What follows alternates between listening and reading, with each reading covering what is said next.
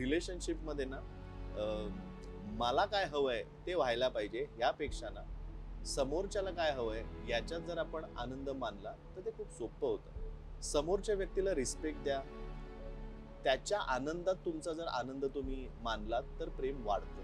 Individual म्हणून ना त्या व्यक्तीला इंडिपेंडंट एक कुठेतरी कॉन्फिडन्स द्यायला पाहिजे. कुठेतरी आता आपण मराठी सिनेमांच्या बाबतीत असं म्हणतो की तेवढे मराठी सिनेमे अजून जसे चालायला हवेत तसे चालत नाहीये. नाटकात काम करण्यासारखं सुख नाही.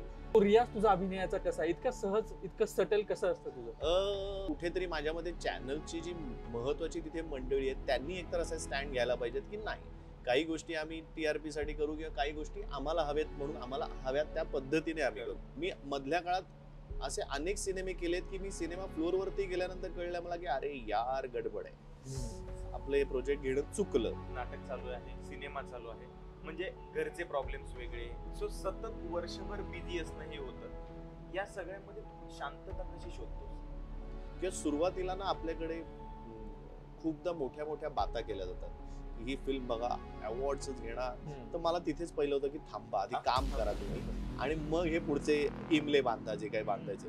मी दिग्दर्शकाला सरेंडर करणारा नट आहे. तर खूप मोठे दिग्दर्शक होते, मी रिहर्सलला गेलो होतो आणि मला ना वाईब यायला लागली. मी वाचन केलं वगैरे आणि मला वाईब यायला लागली की हे काय यांना माझं आवडत नाहीये बहुतेक. आणि मला अचानक कळलं की माझी रिप्लेसमेंटच झाली आहे आणि दुसऱ्याच कोणाला तरी घेतलं. मला इतकं वाईट वाटलं होतं, अरे यार विनोदी हा तुझा जॉनर नाहीये, त्यामुळे तू ह्या रोलला सूट होत नाही. मला ते इतकं लागलं होतं. संजय दादा बरोबर काम करायचं म्हणजे तुम्हाला फिल्म मध्ये जे हवं असतं ना ते सगळं मिळतं.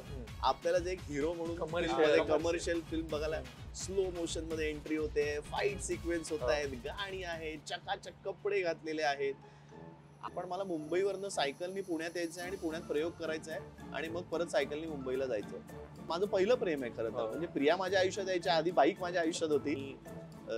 टिपिकल आपल्या कपल सारखं फिल्मीगिरी करायचो आणि मी तो आरसा तिच्या चेहऱ्यावर ऍडजस्ट करायचो आणि मग ती ना गाणं म्हणायची मागे, ह्या माझी फरमाईश असायची. मी असं अजिबात नाही की मी माझ्या आणि प्रियात भांडणं होत नाहीत, कडाक्याची भांडणं होतात आमच्यात. त्या अर्ध्या गोष्टी मी करत नाही, पण मी तुला सांगतो माझा अनुभव म्हणून सांगतोय.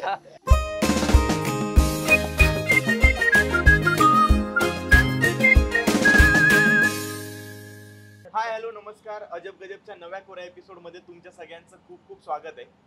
आणि बऱ्याच दिवसापासून ही अजब गजब व्यक्ती आम्हाला या फ्रेम मध्ये पाहिजे होती. ती आज सिनेमाच्या निमित्ताने काय होईना पण ती मिळाली आहे. सो स्वागत आहे तुझं उमेश दादा या अजब गजब पॉडकास्ट मध्ये. थँक्यू. कसं वाटतं दादा तुला? आज बऱ्याच दिवसानंतर इंटरव्ह्यू देतो. तुला बऱ्याचदा इंटरव्ह्यू द्यायला आवडतही नाही. खरं आहे, माझ्यापेक्षा तुम्ही जास्त एक्सपिरियन्स आहात या बाबतीत. कारण मी खरंच फार मला नाही, मी खूपदा आधी पहिलं नाहीच म्हणतो इंटरव्ह्यूजला कोणी विचारलं तर. मला आळशीपणा आहे असं म्हणा किंवा मला फार उपदेश करायला एकतर आवडत नाही. मग ते काय वाटतं तुम्हाला काय, आणि बरं असे इतके वर्ष देत आलोय थोडं थोडं, तर मला असं वाटतं माझं सगळं माहिती आहे लोकांना. आता मी कशी सुरुवात केली, काय केली, की मी नाटकात सुरुवात कुठून झाली, किती वर्ष काम करतोय, सिरियल्स मध्ये कुठल्या काम केलंय, हे सगळं माहिती आहे. तर परत परत तेच काय बोलायचं, त्यामुळे मी जनरली अवॉइड करतो. आणि खूपदा कसं असतं ना, त्यावेळेला तुमचा काय मूड आहे त्याच्यानुसार सुद्धा इंटरव्ह्यू रंगले पाहिजेत असं मला वाटतं. आणि मला पाहायला आवडतात इंटरव्ह्यूज, नाही असं नाही, पण द्यायला फार कमी आवडतात. पण आज आम्हाला चान्स मिळाला. रादर मला असं वाटतं की आता जेव्हा सिनेमा रिलीज होत असतो, आता ये रे रे पैसा 3 रिलीज होतो आहे, नाटक कुठलं तरी येत असेल, तर एनिवे तेव्हा आपल्याला मीडिया समोर जायचंच असतं, तेव्हा आपल्याला इंटरव्ह्यूज करायचेच असतात. तेव्हा लोक उलट जर कदाचित तुम्ही सतत दिसत राहिलात कुठे ना कुठेतरी, त्यापेक्षा अशा वेळेला जेव्हा एक्सक्लुझिव्ह कामाच्या वेळेला दिसलं तर लोकांना अरे काय आहे, तेव्हा लोक ऐकतात किंवा मग त्या निमित्ताने आपल्या कलाकृतींना सुद्धा पाठिंबा मिळतो. त्यामुळे मी म्हणतो की जेव्हा माझं काही येणार असेल तेव्हा पण मी बोलणारच आहे, त्यामुळे मी तेव्हाच बोलेन. मला पहिला प्रश्न असा विचारायचा आहे की आम्ही 2 वर्षापूर्वी संघर्ष नावाचा पॉडकास्ट केला होता आणि त्यावर तो एक वाक्य म्हणाला होता की काही दिवसांनी सिनेमांची प्रमोशन सुद्धा नाटकामधून होतील, आणि हे इतकं महत्वाचं वाक्य होतं. पण तेव्हा आम्हाला असं वाटलं होतं की हे होणार आहे की नाही, पण दादा असा कॅज्युअली बोलून गेला. पण आता इतक्या 2 वर्षानंतर ये रे रे पैसाचं प्रमोशन तुमच्या नाटकामधून झालं आणि इतकी सगळी नाटकं हाऊसफुल आहेत आणि सिनेमांची प्रमोशन नाटकामधून होत आहेत, ही गोष्ट तुला कशी वाटते? फार कमाल वाटते, म्हणजे खूप आनंद होतो या गोष्टीचा. मध्यंतरीच्या काळात असं म्हटलं जात होतं की नाटकांना एक 35-40 वयोगटाच्या वरचाच प्रेक्षक आहे, तरुण प्रेक्षक येत नाहीये, कारण एक त्याच धाटणीची बॉक्स सेट मधली विषय सुद्धा तसे किंवा अशीच नाटकं होत होती. त्यामुळे एक ठरलेला ऑडियन्स यायचा, त्यामुळे नाटकांचं बुकिंग ठरलेलं असायचं. जवळजवळ वर्षात 30 ते 35 नाटकं येतात, पण त्यातली चांगली प्रयोग संख्या असलेली नाटकं एक 3 ते 5 या आकड्यांमध्ये असायची. आणि आता सध्या करंट सिच्युएशन अशी आहे की जवळ 10 ते 12 नाटकांना तुफान गर्दी होते, हाऊसफुलचे बोर्ड्स लागत आहेत, बुकिंग ओपन केल्या 2-2 तासात हाऊसफुल होत आहेत, किंवा अगदी नाहीतरी त्या दिवशीपर्यंत तरी नक्कीच हाऊसफुल होत आहेत प्रयोग. आणि ही खूप चांगली गोष्ट आहे. सो याचा अर्थ प्रेक्षक येत आहेत. तुम्ही जर प्रेक्षकांना चांगलं दिलं, आणि सगळ्या जनरेशनचे प्रेक्षक येत आहेत. म्हणजे मी माझ्या नाटकांबद्दल नक्कीच सांगू शकतो की दादा एक गुड न्यूज आहे असू दे किंवा आता झरतरची गोष्ट असू दे, या दोन्ही नाटकांना अगदी लहानांपासून मोठ्यांपर्यंत सगळे प्रेक्षक, सगळ्या वयोगटातील प्रेक्षक आहेत. असे प्रेक्षक जास्त आहेत. आम्हाला त्याचं आश्चर्य वाटतं की आम्हाला नंतर भेटायला येतात तेव्हा की आम्ही आयुष्यात पहिलं नाटक पाहिलं, मराठी नाटक आम्ही पाहिलं आणि आता यानंतर आम्हाला मराठी नाटक पाहायला नक्की आवडेल. सो आणि आम्हाला तुमचंच पहिलं नाटक पाहिलं, अशा कमेंट्स येतात. सो असं वाटतं की नवीन ऑडियन्स तयार होतोय, नवीन ऑडियन्स थिएटरकडे येतो आहे. सो त्यामुळे आणि कुठेतरी आता आपण मराठी सिनेमांच्या बाबतीत असं म्हणतो की तेवढे मराठी सिनेमे अजून जसे चालायला हवेत तसे चालत नाहीये. मग अशाला आपण ही संधी, मराठी कलाकारांना त्या बाबतीत ना खूप सुदैव आहेत असं मला वाटतं. कारण तुम्ही जर बघितलं तर मराठी कलाकार हे नाटकात सुद्धा कामं करतात, मालिकांमध्ये सुद्धा कामं करतात, आणि सिनेमांमध्ये सुद्धा कामं करतात. बाहेरच्या लँग्वेजेस मध्ये म्हणा की हिंदीमध्ये सिनेमात काम करणारे कलाकारांची मोजके आहेत डेफिनेटली, जे सगळीकडे कामं करतात. कॅरेक्टर आर्टिस्ट सुद्धा असतात जे सगळीकडे थिएटर पासून आलेले असतात, असं करतात. पण मेजरली जे लीड रोल करणारे आहेत ती लोक सिनेमावाली वेगळे असतात, मालिकांवाली एक वेगळी माणसं असतात, आणि थिएटर करणारी एक सातत्याने ती एक वेगळी असतात. वेगवेगळी माणसं, वेगवेगळे कलाकार वेगवेगळ्या माध्यमात कामं करत असतात. मराठीत सुदैवाने मला असं वाटतं की मी एका सिनेमात मध्ये सुद्धा लीड रोल करतो, मी नाटकातही कामं करतो, मी मालिकेतही करतो, मी वेब सिरीज मध्ये पण करतो. आणि काय हवं, आमची वेब सिरीज इतकी पॉप्युलर होते आता, त्याच्यात सुद्धा बघ कसं कॉम्बिनेशन. जसं तुम्हाला की सिनेमाचं नाटकाच्या प्लॅटफॉर्मवरती प्रमोशन होतंय, पण नाटकाला येणारा हा खूपसा ऑडियन्स हे म्हणतात आल्या की आम्ही आणि काय हवं हे मालिका, तुमची वेब सिरीज पाहिली आणि आम्हाला ती खूप आवडली, आम्ही पारायण करतो, आम्हाला ते तुम्हाला लाईव्ह बघायचं होतं म्हणून आलो. क्रॉस प्रमोशन इट इज हे माझ्या ते क्रॉस प्रमोशनची एक वेगळी मजा आहे त्या निमित्ताने. पण मला खूप आनंद होतोय. जरतरची गोष्ट, आता यशवंतरावला हाऊसफुल प्रयोग होता, तेव्हा सिद्धार्थ आणि तेजस्विनी दोघेही प्रमोशनसाठी आले आणि लोकांसमोर आम्ही गाणं सादर केलं, नाचलो, मजा केली. लोकांपर्यंत ते एकाच व्हिजिटमध्ये जवळजवळ हाऊसफुल, म्हणजे 800-900 लोकांचा क्राऊड, 1000 पर्यंत क्राऊड असतो, तिथे लगेच लोकांपर्यंत ते पोहोचलं. ते मल्टिप्लिकेशन होतं. आणि दर्दी जो प्रेक्षक, म्हणजे मराठी नाटकांना आणि सिनेमांना जो तिकीट काढतो, तुमच्या घरातून निघतो, काही वेळ त्यांच्या आयुष्यातला तुम्हाला देतो, अशी व्यक्ती, आणि त्यांच्याकडे मराठी सिनेमामध्ये थिएटरला यायलाच पाहिजे हीच आमची इच्छा आहे. सो असे प्रेक्षक समोर असल्यानंतर का नाही आपण प्रमोशन करणार. आणि नुसतीच मराठी नाटकं नाही तर मराठी स्टँडअप कॉमेडीचे शोज, कवितेचे कार्यक्रम, हे सगळंच आता हाऊसफुल होत आहे आणि लोक आता बाहेर पडून बघतायत. सगळे गाण्यांचे कार्यक्रम, कवितांचे कार्यक्रम, गाण्यांचे कार्यक्रम, आता ते फोक आख्यांसारखा कार्यक्रम असू दे, तो इतका छान चाललाय, हाऊसफुल होतो आहे. किंवा मराठी सिनेमे म्हटलं तरी आता गुलकंद झाला, आता थांबायचं नाही झालं, गेले 2-3 महिने झाले अजूनही थिएटर मध्ये आहेत. राईट. आपण असं म्हणतो की मागचे 3-4 वर्ष काही इतका चांगला काळ नव्हता आपल्यासाठी, पण मला असं वाटतं की पुन्हा सुदैवाने आपल्याला आशा देणारे दिवस मराठी इंडस्ट्रीला आशा देणारे आहेत. अजून आपल्याला मेहनत करायला पाहिजे आणि अजून चांगले सिनेमे करायला पाहिजेत, अजून चांगली डेफिनेटली करायला पाहिजे. पण हो, नक्कीच आशादायी आहे. परत कसं होतं, आता जसं मी नाटकांचं म्हटलं, 30-35 नाटकं आणि 3 ते 5 नाटकं चालणं, हा रेशो वाढायला हवा. तसंच सिनेमांमध्ये सुद्धा आता जसं म्हणाल गुलकंद सिनेमा, आता थांबायचं नाही, जारण, हे 3 सिनेमे गेले 3 महिन्यात चांगले चाललेले सिनेमे आहेत. पण त्याचबरोबर प्रत्येक शुक्रवारी एक मराठी सिनेमा रिलीज होतो आहे, पण ते तेवढे चालत नाहीत. म्हणजे जेव्हा 3 चालतायत तेव्हा अजून एक 8-10 सिनेमे नाही चालत आहेत. सो याची पण कारण आपण बघितली, पण 3 चालतायत ही खूप चांगली गोष्ट आहे. अगोदर काहीच नसण्यापेक्षा आता ऍब्सोल्युटली काहीतरी पावलं फोडून आपण पुढेपर्यंत पोहोचलेलो आहोत. आम्ही तुझा प्रवास बघतोच आहोत, नाटक असेल, सिनेमा असेल, मालिका असेल, तू सातत्याने काम करतो, पण असं दिसतं की तू खूप नाटकात रमतोस. म्हणजे तुझं क्राफ्ट तू असं तयार केलं असते, जर तरची गोष्ट असेल किंवा दादा दादा एक गुड न्यूज आहे गोष्ट हे, आणि खूप असे नाटकं तुझी खूप गाजली, खूप आता गाजतायत. तू नाटक काय सोडत नाहीस, म्हणजे तू इतका नाटकात रमतो, स्क्रीन पेक्षा नाटकात रमतो, स्टेजवर जास्त दिसतो आम्हाला. तू पर्सनली इतकं आवडतं तुला नाटक? खरं सांगू का, असं काही म्हणजे मला आधी ना खूप सगळ्या इंटरव्ह्यूज मध्ये हा एक कॉमन प्रश्न विचारला जातो, नाटक, सिनेमा, मालिका, कुठलं माध्यम सगळ्यात जास्त जास्त आवडतं? आणि माझं तेव्हा हेच उत्तर असायचं की मला तिन्ही माध्यमं तितकीच आवडतात, म्हणून मी त्या तिन्ही माध्यमांमध्ये काम करतो. मुद्दा असा येतो की तुम्ही काय कलाकृती करता आणि ती कशी लोकांना आवडते, पोचते. माझ्या सुदैवाने माझे डोंट वरी बी हॅपी, दादा एक गुड न्यूज आहे आणि जरतरची गोष्ट, ही गेली तिन्ही नाटकं प्रेक्षकांनी चांगला त्याला प्रतिसाद दिला, उचलून धरली. प्रत्येकाचे 300+ प्रयोग झाले आहेत. तर मला खूप मजा येते आणि मला लाईव्ह परफॉर्म करायला तुम्हाला म्हणजे नाटकात काम करण्यासारखं सुख नाही. टचवूड चांगले प्रेक्षक येत आहेत, त्यामुळे ना तुम्हाला दाद समोर मिळते. ते रंगभूमीचं फिलिंग काहीतरी वेगळंच आहे, ती भावना वेगळी आहे. तुम्ही आणि मराठी थिएटर तर असं नाहीये की जे ब्रॉडवेला होतं की एका ठिकाणी एका थिएटरमध्ये तुमचा प्रयोग अनेक महिने चालू असतात, लोक येतात तिथे वेगवेगळ्या ठिकाणावरून, पण एकाच थिएटरला सगळे शोज असतात, रोज एक एक शो असतो. तसं आपल्याकडे नाही, आपल्याकडे सगळ्या ठिकाणी आपण जातो, महाराष्ट्रात सगळीकडे फिरतो, आता तर भारताबाहेरही प्रयोग होत आहेत. सो तुम्हाला नवीन नवीन ऑडियन्सला कनेक्ट करायला मिळतो, त्यांच्याशी संपर्क तुमचा होतो आणि तुम्ही जे काम करताय ना त्याला लगेच समोरनं दाद मिळते.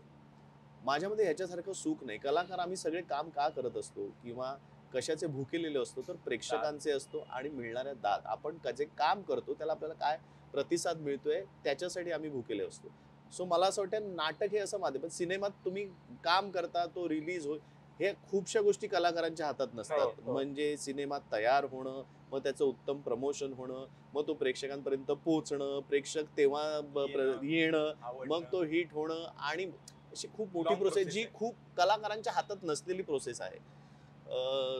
आणि इथे नाटकं तुम्हाला डायरेक्ट होतो. त्यामुळे मी खरं तर तिन्ही माध्यम, आता मी मधल्या काळात फक्त मालिका करत होतो. हा. म्हणजे मी वादळवाट मालिका केली, वादळवाट शुक्रवारी संपली आणि सोमवारी असंभव मालिका चालू झाली. असंभव मालिका झाल्यानंतर मी म्हटलं यार 6 वर्ष मी आता सातत्याने डेली सोप करतोय. तेव्हा मी चित्रपटांचे ऑफर्स येतो तेव्हा मी मला करता येत नव्हते, कारण मला ते कमिटमेंट पाळणं जास्त योग्य वाटतं की मी जर सिरियलला अचानक 1 महिना नाही म्हटलं तर इथे ट्रॅकचे प्रॉब्लेम होऊ शकतात, आणि मग यासाठी त्या काळात मला सिनेमा करता आला नाही.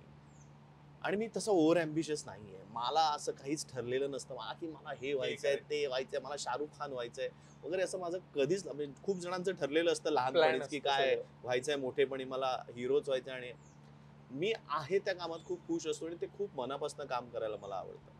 सो त्यामुळे मी मालिका जवळजवळ सातत्याने नाही म्हटलं तरी 2004 पासनं, म्हणजे त्याच्याही आधी मी करत होतोच. आभाळमाया झाली त्याच्यानंतर, तेव्हा तर कुठेतरी ठरवत होतो की मला आता हे करिअर करायचं आहे. पण वादळवाट नंतर कुठेतरी मी कन्फर्म होतो की मला हेच करिअर करायचं, ह्याच्या दुसरे मला काही येत नाही, मला काही जमणार नाही आणि मला आनंद घेता येणार नाही. सो वादळवाट, असंभव, त्याच्यानंतर वादळवाट चालू असतानाच या गोजीरवाण्या घरात मालिका करत होतो. मग असंभव नंतर थोडे काही वर्ष ब्रेक घेतला, पण त्याच्यानंतर परत एका लग्नाची दुसरी गोष्ट मध्ये मी कॅमिओ केला, त्याच्यानंतर तिसरी गोष्ट आली. सो मी मालिका खूप करत होतो, नाही असं नाही. पण एका पॉइंट नंतर मला असं, जेव्हा नाटक मन उदाहरण वाऱ्याचे केलं, त्याच्या आधी मी नवागडी नवराज्य नाटक केलं आणि मला खूप मजा आली. कमर्शियल नाटकाची एक वेगळीच मजा असते आणि मी खूप खरंच रमलो. डोंट वरी बी हॅपी नंतर मी जास्त नाटकात सातत्याने काम करत राहिलो, कारण मी जास्त त्याच्यात रमलो, कारण मला त्याची काय म्हणतात नशा आली खरं सांगू तर. म्हणजे मी एकांकिकांपासून मी करतो आहे. मी कॉलेजमध्ये असताना एकांकिका केल्या, तिथे एक वेगळी नशा आली आणि तिथेच मी ठरवलं की मला हे करायचं आहे. त्यामुळे कदाचित ना आता सध्या इतका छान प्रतिसाद मिळतोय नाटकांना, माझ्या नाटकांना लोक येत आहेत, त्यामुळे मी सातत्याने नाटक करतोय आणि ते करत राहील असं मला वाटतंय. कारण आता कुठेतरी मला असं वाटतंय की करायचं असेल ना ऍडजस्ट तर होतात. मग मी नाटक करताना मी सिनेमाही करू शकतो आहे. आता संजय जाधव सारखा दिग्दर्शक असेल, जर तो तुम्हाला सांगतो आहे, कारण या सिनेमात येरे येरे पैसा 3 या सिनेमात खूपशी मंडळी नाटक करणारी आहेत. म्हणजे संजय नार्वेकर, आनंद इंगळे, विशाखा सुभेदार, वनिता खरात, ही सगळी गँग आहे, ही प्रत्येक जण नाटक करत आहे. सो संजय दादाला माहिती होतं की अरे ही मला ह्या टीम बरोबर काम करायचं, तर मला नाटकाचे प्रयोग ऍडजस्ट करायला पाहिजे. सो तो म्हणाला होता तुम्ही तुमचे प्रयोग मी ऍडजस्ट करतो, उरलेल्या दिवसांमध्ये आपण शूटिंग करूया. सो माझ्या मते आता मराठी चित्रपट सुद्धा त्या पद्धतीने Mold होतोय. मोल्ड होतोय पेक्षा ऍडजस्ट करायला तयार आहेत लोक, कारण त्यांना ते जे कलाकार हवे असतील तर ते करतात आहेत. सो मला असं वाटतंय की आता मी मालिका करत नाहीये, पण मी नाटक, सिनेमा आणि आता वेब सिरीज जसं आणि काय हवंचे मी 3 सीझन्स आम्ही मध्ये केले. सो मला मजा येते नाटक करायला. नाटक हे नाटक तुफान आहे, आहे. तुफान आहे. पण याचा अर्थ बाकीची माध्यमं आवडत नाही तसं नाहीये. तेही चांगलं करतात. काम असेल तर मला करायला नक्की आवडतं. मालिकांबद्दल बोललास तू, असंभव असेल, वादळवाट असेल, म्हणजे आम्ही लहान होतो, म्हणजे आमचं तर 2004 ला वादळवाट, आभाळ माया, बरोबर. त्यावेळेस आम्ही 2006, इतके लहान होतो, म्हणजे 2004 आम्ही तेव्हापासून बघतोय मालिका, आणि 6-6 वर्ष एखादी मालिका टिकून राहणं. पण मला आता सध्याच्या मालिकांबद्दल बोलायचं आहे. एक असा सूर येतो, म्हणजे आता मी गावाकडे पण जातो, की सगळीकडे असा सूर येतो की सध्याच्या मालिकांचे विषय एकदम असे रटाळ, तुम्ही तेच तेच काय सासू सुनांचं दाखवता, हे तर 10 वर्षापूर्वी वादळवाट मध्ये होऊन गेलं, आभाळ मायात होऊन गेलं, hall to kitchen, kitchen to hall, त्याच एवढंच story फक्त. काय ना, मला परत तेच आहे. मला याच्याबद्दल एक तर मी मालिका आता सध्या बघणंही होत नाही. फार ठराविक मालिका एखाद दुसरी बघितली जाते कधीतरी. त्यामुळे मी त्याच्यावरती कमेंट करणं योग्य होणार नाही. पण मला असं वाटतं, हे कसं आहे ना, आधी कोंबडी की आधी अंड सारखं आहे. म्हणजे असं म्हटलं तर चॅनलची जी काही मंडळी आहेत ते म्हणतात प्रेक्षकांना जे हवंय ते आम्हाला द्यायला लागतं. त्यांचा एक त्याचा रिसर्च असतो. Okay. त्यांची एक रिसर्च टीम असते, ज्याच्या आता ती काय रिसर्च टीम काम करते मला माहिती नाही. पण ते जे काही काम करतात त्यांचं काहीतरी कॉर्पोरेट स्ट्रक्चर असतं. त्याच्यात ती लोक जाऊन वेगवेगळ्या ठिकाणी जाऊन काय इंटरव्ह्यूज घेत असतील, काही अभ्यास करत असतील, आणि मग असं त्यांचं ठरलं. परत ते आता TRPचा गेम झाल्यामुळे कुठेतरी माझ्या मते चॅनलची जी महत्वाची तिथे मंडळी आहेत त्यांनी एकतर असा स्टँड घ्यायला पाहिजेत की नाही, काही गोष्टी आम्ही TRP साठी करू, किंवा काही गोष्टी आम्हाला हवेत म्हणून आम्हाला हव्यात त्या पद्धतीने आम्ही करू. कदाचित करतही असतील तशी लोक, पण कुठेतरी ते असं म्हटलं जातं की प्रेक्षकांना हवंय म्हणून आम्ही देतो, किंवा जर एखादी सिरियल चालत असेल का तर प्रेक्षक बघतायत म्हणून मग लगेच त्याची अरे हे बघतायत लोक म्हणजे आपण पण तसंच तसंच काहीतरी करूया, असं कुठल्या तरी ते चक्रात अडकलंय असं मला वाटतं. त्याच्यासाठी सुद्धा आपलीच लोक माझ्या मते जबाबदार असतील. होय. जर आपण ते पाहणं बंद केलं तर ऑब्व्हियसली लोकांना त्यांना कळेल की याचा काही TRP नाहीये, त्यामुळे त्या तशा पद्धतीच्या मालिका होणार नाही. पण जर लोक पाहतायत ह्याचा अर्थ ते तशाच पद्धतीच्या तयार होत राहणार. परत दुसरी गोष्ट, त्याला दुसरी बाजू अशी आहे की लोक घरी आहेत, तुम्ही जे दाखवाल ते लोक बघणार आहेत. सतत तुम्ही TV चालूच आहे. हा, तुम्ही जे कदाचित काहीतरी तुम्ही ठरवून हट्टाने जर काहीतरी चांगलंच दाखवायचं ठरवलं तर कदाचित त्या पद्धतीचा नवीन कॉन्टेंट तयार होईल. पूर्वीची पण माणसं तेव्हा पण TRP होतेच नाही, मी असंभव काय ह्याला, पण काही तुम्ही जर बघितलं तर तेव्हा तिकडची जी मंडळी होती ते ठरवून काहीतरी एक वेगळे विषय हाताळणं, वेगळे जॉनर हाताळणं हे प्रयत्न करत होते. मी आता तितका बघत नसल्यामुळे मला माहिती नाही नक्की काय पद्धतीच्या मालिका चालू आहेत सध्या टेलिव्हिजनवरती, त्यामुळे मी कमेंट करणं योग्य होणार नाही. थोडस कमर्शियल स्वरूप आलंय इतकं. पण तेच आहे यायला ना, पण पाहिजे. पण कोण हे ठरवणार कोण? अल्टिमेटली ते त्यांना TRP बघायचंय, त्याच्यावरनं त्यांच्या वरती बॉसेस बसलेले आहेत की तुम्ही TRP दाखवा नाही तर तुम्हाला नोकरीवरनं काढून टाकेल.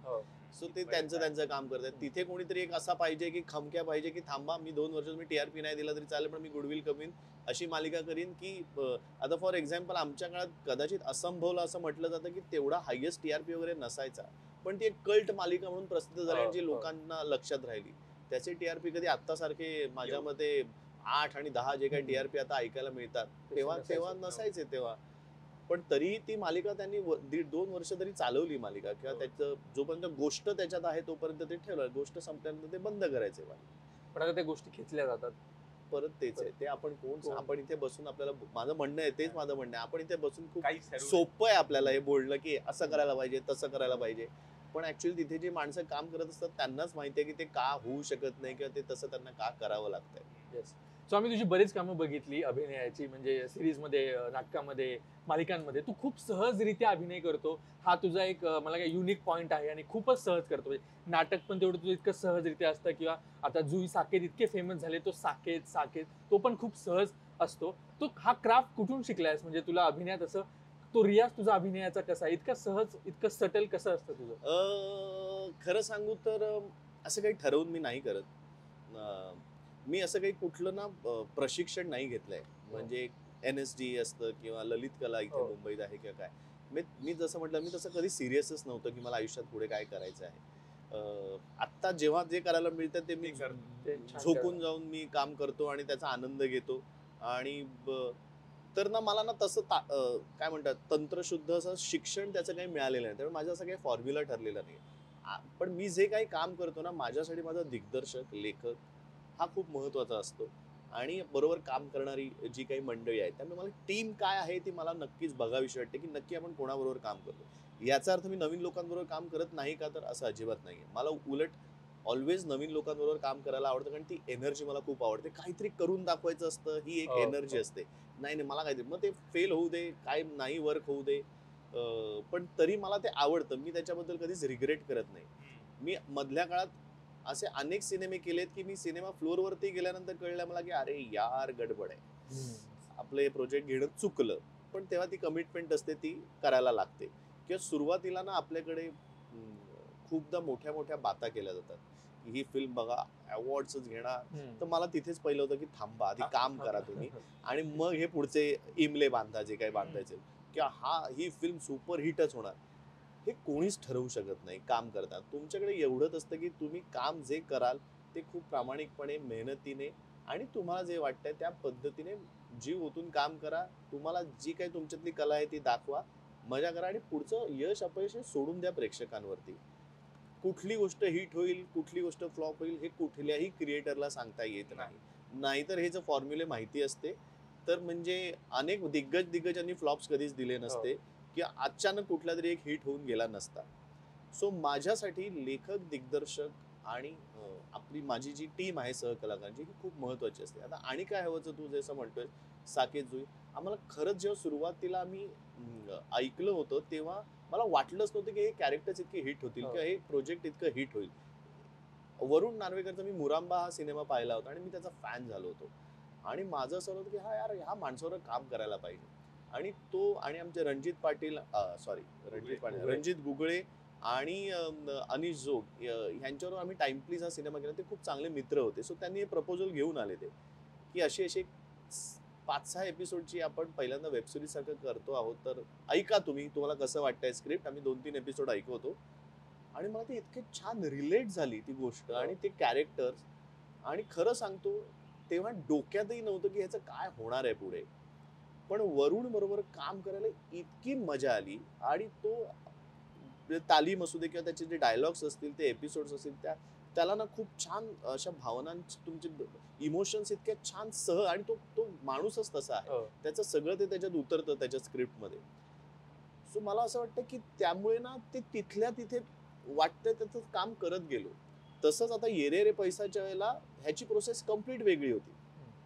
दादाचं खूप संजय दादाचं खूप स्क्रीन प्ले वाईज ना खूप कॉम्प्लिकेटेड स्क्रीन प्ले तो लिहितो. म्हणजे ह्या सिनेमाचा तरी खूप कॉम्प्लिकेटेड लिहिलेला आहे. पण त्याची जी एक स्टाईल मला असं वाटलं की यार संजय दादाबरोबर काम करायचं म्हणजे तुम्हाला फिल्म मध्ये जे हवं असतं ना ते सगळं मिळतं. आपल्याला जे एक हिरो म्हणून कमर्शियल फिल्म बघायला स्लो मोशन मध्ये एंट्री होते, फाईट सिक्वेन्स होत आहेत, गाणी आहेत, चकाचक कपडे घातलेले आहेत आणि गोष्ट पण आहे टेक्निकली खूप छान फिल्म शूट होते. सो ह्या गोष्टी मग आपण ना मग तो आता कॉमेडी सिनेमाचं त्यांनी वर्कशॉप घेतलं. म्हणजे जनरली असं कोणाच्या डोक्यात येणार नाही की कॉमेडी काय, खूप लोकांना असं काय सोपे तिथले तिथे चांगले विनोदी कलाकार आहेत म्हटल्यानंतर ते आपल्या त्यांचे टायमिंग हे करून ते लोक करतात. पण दादा ते नाही करत. तो म्हणतोय मला सेट वरती गेल्यावर प्रश्न नाही विचारायचे. विचारतोच तरी त्याच्यानंतर, पण तरी त्याचं म्हणणं की तुम्ही आधी इथे क्लिअर करा. त्याच्यासाठी महिनाभर आम्ही भेटतो, वर्कशॉप करतो, त्याच्यावरती कॅरेक्टर्स खुलवण्यासाठी मदत करतो, इम्प्रोव्हायझेशन्सला तो ओपन असतो. तुला काय वाटतंय मला, आता मी ह्याच्यात मी आयुष्यात कधी स्त्री कपडे म्हणजे स्त्री वेश धारण करू असं कधी महिलेची भूमिका मी कधी केलेली नाही, पण ते मला करायला ह्याच्यात मिळालं. मला माहिती नव्हतं मी कसं करणार आहे, काय करणार आहे. मला भीती वाटली होती सुरुवातीला, पण मी सगळं सरेंडर करून, मी दिग्दर्शकाला सरेंडर करणारा नट आहे. त्यामुळे माझ्यासाठी दिग्दर्शक खूप महत्वाचा आहे आणि तिथे त्या वेळेला तुमच्या रिहर्सल्स मध्ये, आता मी नाटकवाला असल्यामुळे मला रिहर्सल जास्त लागतात. मी इम्प्रॉम्प्टिव्ह करण्यापेक्षा मला रिहर्सलवर जास्त विश्वास आहे की तुम्ही तयार करा आणि ते इतकं अंगवळणी तुमच्या पडलं पाहिजे की तुम्ही परफॉर्म करताय असं वाटलंच नाही पाहिजे. सो त्यामुळे मला ते सगळीकडे करायला आवडतं. त्यामुळे दिग्दर्शक जो असेल, जो तुम्हाला वेळ देतो, सीन्स रिहर्सल करायला वेळ देतो, मोकळं सोडतो तुम्हाला, किंवा काही काही दिग्दर्शक असतात ते करून दाखवतात. मग आता माझी प्रोसेस इतक्या वर्षांची ही होती, जी कसं म्हणतो आपण हळूहळू शिकत जातो प्रत्येक प्रोजेक्टनुसार. सो आधीचे माझ्या आयुष्यातले जे दिग्दर्शक आले ज्यांनी करून दाखवायचे ते मी त्यांना इमिटेट करायचो. हो. आणि मग मला नंतर कळायला लागलं यार इमिटेट करून काही नाही होणार आहे. ते काय करतायत त्यातले आपलं कुठले तरी त्यातनं काय घ्यायचंय ते आपल्याला कळलं पाहिजे आणि आपण आपल्या स्टाईलनी ते केलं पाहिजे, जे मला आता काही वर्षांपूर्वीपर्यंत कळायला लागले. सो माझी हीच प्रोसेस आहे की प्रत्येक प्रोजेक्टमध्ये काहीतरी तिथेच राहून तुम्ही प्रेझेंटमध्ये राहून त्या प्रोसेसचा भाग होऊन तुम्ही परफॉर्म करणं मला ते जास्त आवडतं. त्याच्यासाठी रिहर्सल्स करून ते अंगवळणी कसं तुमच्या कॅरेक्टर पडतंय ते जितकं तुमचं म्हणून होऊन जाईल कॅरेक्टर तितकं तुम्ही सहज ते काम करू शकता असं मला वाटतं. पण परत तेच आहे, मी एक प्रोजेक्ट झालं की त्यात तशीच प्रोसेस पुढच्याला असेल अशी मी हे ठरत नाही. त्यामुळे माझी एक ठरलेली प्रोसेस नाही. प्रत्येक प्रोजेक्टची वेगळी प्रोसेस असू शकते. नाटकाच्या बाबतीत म्हणशील तर माझ्या नशिबाने अद्वैत दादरकर सारखा एक उत्तम दिग्दर्शक आत्ताच्या पिढीतला मला आयुष्यात आला, ज्यांनी मी म्हणतोय तसं डोंट वरी बी हॅपीला त्यांनी मला वाटलं पण नव्हतं मी अशा पद्धतीने काम करू शकेन इतक्या मोकळेपणाने, जे त्यांनी मला सोडून दिलं. आणि तो पहिली रिॲक्शन खूप महत्वाची असते, तुम्हाला तुम्हाला कॉन्फिडन्स देते. सो तो जरी दिग्दर्शक असला तरी सुद्धा तो एक ऍक्टर आहे, त्यामुळे त्याला त्याची पूर्ण कल्पना होती आणि तो एक चांगला प्रेक्षक आहे. त्यामुळे तुम्ही रिहर्सलला सुद्धा जे कराल ना त्याच्यावरती तो इतका छान रिॲक्ट व्हायचा, हसायचा मोकळेपणाने की तुम्हाला तो कॉन्फिडन्स मिळायचा की अरे आपण करतोय तर काहीतरी वर्क. आणि प्रयोगांमध्ये सुद्धा ना तेच रिफ्लेक्ट होतं, ऑडियन्स सुद्धा तसाच रिॲक्ट होतो की तुम्हाला तो कॉन्फिडन्स मिळतो. सो डोंट वरी बी हॅपीच्या वेळेलाच अद्वैतनी जे मला कॉन्फिडन्स दिला ना तो मला वाटतं पुढे, म्हणून मी त्याच्यानंतर दादा एक गुडणीचे पण त्याच्याच बरोबर अगदी आनंदाने केलं. आणि जरतरची गोष्टसाठी मी त्याच्यासाठी थांबलो की त्याला वेळ मिळत नाही तोपर्यंत आम्ही नाटक ओपन करत नव्हतो की त्याला खूप गडबडीत म्हणून रणजित पाटील बरोबर होता त्याच्या मदतीला. सो माझी प्रोसेस ही आहे की तुमची जी प्रोसेस आहे ती तुम्ही आधीची विसरा आणि नवीन टीम बरोबर नवीन प्रोसेसने काम करा. त्यांची काय प्रोसेस आहे, त्या दिग्दर्शकाची काय प्रोसेस आहे. जसं मी म्हटलं तसं आता ह्याच्या आधीचा जो मी सिनेमा केला असेल तर तेव्हाच्या त्या दिग्दर्शकाची जी प्रोसेस होती ती माझी त्या फिल्मची प्रोसेस होती. आता येरे रे पैसा 3ची ही जी काही माझी या सिनेमासाठी जी ऍक्टर म्हणून प्रोसेस आहे ती संजय जाधवची जी प्रोसेस आहे ती माझी प्रोसेस आहे. त्याच्यात तुम्ही डेफिनेटली तुम्हाला तुमच्याकडनं अजून काय बेटर करता येईल याचा विचार करत असू, पण पहिल्यांदा ऐका दिग्दर्शक काय म्हणतोय ते ऐका, स्क्रिप्ट मध्ये काय लिहिलंय ते वाचा, दिग्दर्शकाला काय पोहोचवायचं आहे ते ऐका आणि मग तुम्हाला जे हवंय ते द्या. सो हीच माझी प्रोसेस. सुरुवातीला तू काम करत असताना म्हणजे कोणाकडे बघत होतास, म्हणजे याच्यासारखं काम करायचंय किंवा शिकत होतास की कोण होतं तुझ्या समोर की ही मंडळी आता खूप छान काम करतायत, खूप नाव कमवलंय, आपण यांच्यासारखं काहीतरी करू, असे काही लोक आहेत की त्यांच्याकडे बघून इन्स्पायर होत होतास? परत तेच मी असं काही माझं लहानपणी ठरलं नसल्यामुळे मी त्या दृष्टिकोनातनं कधी बघितलं नाही की मला ह्याच्यासारखं व्हायचंय किंवा मी लहानपणापासून अमिताभ बच्चन यांचा खूप मोठा फॅन. आमच्या घरी लहानपणी ते जे पूर्वी जे एक VCR आणला जायचा, एका दिवशी 4 सिनेमे पाहिले जायचे किंवा मी चाळीत जेव्हा राहत होतो तेव्हा गच्चीवरती असं एक मोठं स्क्रीन करून सगळेजण एकत्र येऊन सिनेमे पाहायचे. माझ्या सुदैवाने मी तोही काळ बघितलाय आणि आत्ताचाही काळ आहे. सो तेव्हा ना 4 पैकी 4 सिनेमे अमिताभ बच्चन यांचे असायचे. सगळ्या सुट्टींमध्ये पहिले अमिताभ बच्चनचे किती वेळ असेल तरी सिनेमे बघायचे. तो ऍक्टर म्हणून ना मला अमिताभ बच्चन आणि त्यांचं काम आणि सगळ्या काळातलं काम मला त्यांचं आवडतं. पण वेअर ॲज जेव्हा ना मी ऍक्टर म्हणून सिरियसली काम करायला ठरवलं किंवा कॉलेजमध्ये असल्यानंतर हे करायचं ठरवलं ना तेव्हा मला हा प्रश्न जेव्हा विचारतो तुझा आवडता ऍक्टर कोण किंवा हे, तेव्हा मी ना कन्फ्यूज व्हायचो किंवा मला कमल हसन पण आवडतो, मला गोविंदाचं टायमिंग पण आवडतं, मला त्याचा सहज पण आवडतं, त्याचं डान्स पण आवडतं, मी एक कसा निवडू. मला बच्चन साहेबांचं ऑरा आवडतो, त्यांचं स्टाईलाइज आवडतं, ते फाईट्स करतात ते पण आवडतं, त्यांची कॉमेडी पण आवडते, मी एक कसं निवडू. मग कधीतरी मला एका सिनेमात एखादा छोटासा रोल एका सीन मध्ये कोणीतरी काहीतरी कमाल करून गेले ना मला तेही आवडायचं. म्हणजे फॉर दॅट मॅटर आता नवाजुद्दीन सारखे नट खूप मोठे झाले आहेत, पण मला सरफरोश मधला ना त्यांचा तो जे फटके मारता येतो एवढासा रोल होता, पण तोही लक्षात राहिला होता माझ्या. नंतर ते मोठे झाले पण मला तेही आवडलं होतं की यार त्यांनी काहीतरी वेगळं केलं होतं. मला आमिर खानचे पण काही सिनेमे आवडतात, मला रणबीर कपूरचं पण काहीतरी आवडतं. तसंच मी लहानपणापासून जेव्हा काम करतो आहे तेव्हा यशवंत दत्त यांच्याबरोबर माझ्या भावाची मी रिप्लेसमेंट केली होती, म्हणजे छंद म्हणून हॉबी म्हणून सोनचाफा. सो तेव्हा बाबा काका म्हणायचो त्यांना, तेव्हा ना पहिला धडा त्यांनी मला असं दिला की मी काहीतरी दुसरा सीन असतो जी मी आजोबांना भेटायला आलेलो आहे आणि मी त्यांच्या महाल आहे त्यांचा, तर त्यांचा एक मोठा वाघ असा काहीतरी त्यांनी बांधला आणि त्यांना खेचतोय असं काहीतरी, आणि मी आतमध्ये येतो आणि आजोबांना बघतो. त्यांनी पहिला प्रयोग झाल्यानंतर मला बाजूला घेतला आणि म्हणाले, बाळा माझा हात धर. पण काहीच नाही ना, अभिनयाचं शून्य ज्ञान, काहीतरी काम करायचं. मी म्हटलं हा धरला, आता ओढ मला. मी ओढलं आणि त्यांनी हात सोडला आणि माझा बॅलन्स गेला.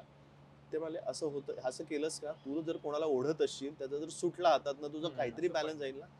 ही गोष्ट माझ्या अजूनही लक्षात आहे की तुम्ही त्यावेळेला काय रिॲक्ट करता. त्याच्यानंतर विक्रम काकांचं मी काम बघायचो. त्याच्यानंतर मी नाटकं बघायला लागलो. लहानपणी माझ्या आई बाबा मला नाटकांना घेऊन जायला की आता मुलगा नाटकात काम करतोय म्हटलं तर त्याला नाटकं दाखवायला पाहिजे. मग तेव्हा मी अशोक मामांचं पण नाटक बघितलं होतं. जेव्हा मी खरं तर ठरवलं होतं, गंमत आहे बघा, कॉलेज नंतर मी ठरवलं की आता मला सिरियसली ऍक्टिंगकडे बघायचं. आणि तेव्हाच एक कमर्शियल नाटक आलं होतं, मी नाव वगैरे घेत नाही आता त्याचं, पण एक कमर्शियल नाटक आलं होतं, खूप मोठे दिग्दर्शक होते. मी रिहर्सलला गेलो होतो आणि मला ना वाईब यायला लागली. मी वाचन केलं वगैरे आणि मला वाईब यायला लागली की हे काय यांना माझं आवडत नाहीये बहुतेक. आणि ना त्यांनी मला कळवलंच नाही आणि अनेक दिवस फोनच आला नाही. तर मला कळे ना यार, मला बोलवत का नाही तालमीला. आणि मला अचानक कळलं की माझी रिप्लेसमेंटच झाली आहे आणि दुसऱ्याच कोणाला तरी घेतलं. मला इतकं वाईट वाटलं होतं. अरे यार, तेव्हा मग त्या दिग्दर्शकांना ते म्हणाले, मी फोन केला की नाही, तेव्हा नाही नाही नाही झालं ह्याला काम, पण तू ये भेटायला. मग तेव्हा मला त्यांनी सांगितलं होतं की विनोदी हा तुझा जॉनर नाहीये उमेश, त्यामुळे तू ह्या रोलला सूट होत नाही. मला ते इतकं लागलं होतं की यार असं कसं आहे, मी मेहनत केली असते, मी काम केलं असतं, मला थोडं तरी अजून संधी द्यायला पाहिजे होती. हे माझं पहिलं रिजेक्शन होतं, मोठ्या काय म्हणतात स्तरावरचं असं रिजेक्शन होतं. आणि जेव्हा जस्ट सुरुवात होती त्यामुळे ते खूप लागलं होतं मला. मी मग म्हणजे कॉलेजला चेतन दातार तेव्हा दिग्दर्शक होता, सो त्याच्याकडे जाऊन बोललो होतो, यार मला असं असं म्हणाले ते आणि मला नाही मिळालं काम आणि मला वाईट वाटलं यार. तर मला की ठीक आहे, ही सुरुवात आहे, तू प्रयत्न कर, त्यांचं वेगळं इंटेन्शन असेल, तू काही त्याचं वाईट इतकं वाटून घेऊ नकोस. आणि त्याच्यानंतर ते गेलं माझ्या डोक्यातनं.